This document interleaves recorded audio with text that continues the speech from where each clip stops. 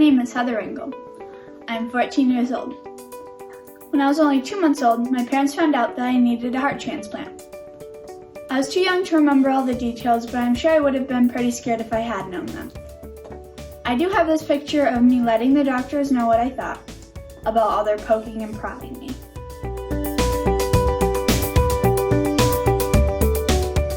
I was pretty close to dying those first few months of my life. The doctors even said they were not sure how I was doing as good as I was. Here's a picture that shows just how bad it got.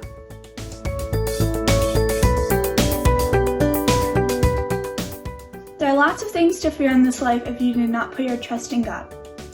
Today I live a life free from fear.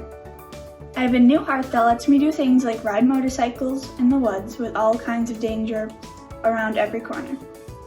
Some would say I am crazy and that it is too dangerous. I say I have nothing to fear.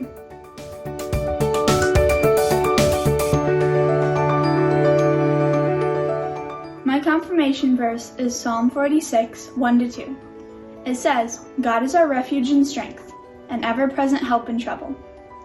Therefore we will not fear, though the earth gives way and the mountains fall into the heart of the sea. Those waters roar and foam and the mountains quake with their surging." In this verse, David talks about a God who is greater than all our fears. He talks about a God that is there for him when the entire world seems to be coming to an end. It turns out David's God is my God too. Our God is a God that we can trust in all circumstances, even when you are in the hospital waiting for a new heart. I have a little object lesson to show you to demonstrate what faith is. Now before I get started, I want you to know that there are no camera tricks.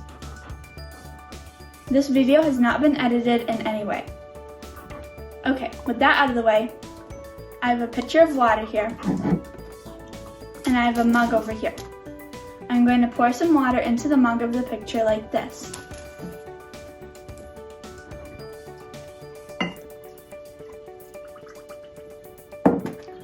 What if I told you something that would seem impossible? What if I told you I was going to tip this mug of water over my dog's head? Tucker, come. Sit.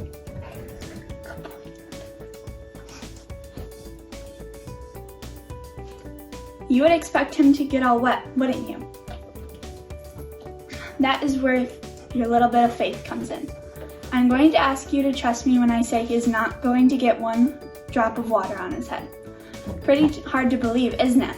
Just like when David said that our God is a good God that can protect us from everything and anything. That he is our refuge and strength and ever-present help in trouble. That takes some faith to believe. It takes some faith to believe that my dog is not about to get wet, even after I pour this mug out over his head. Faith isn't always about seeing. It is about believing in something that we cannot see. God is a good God. God is a powerful God. God loves you and he loves me. God is someone we can put our faith in.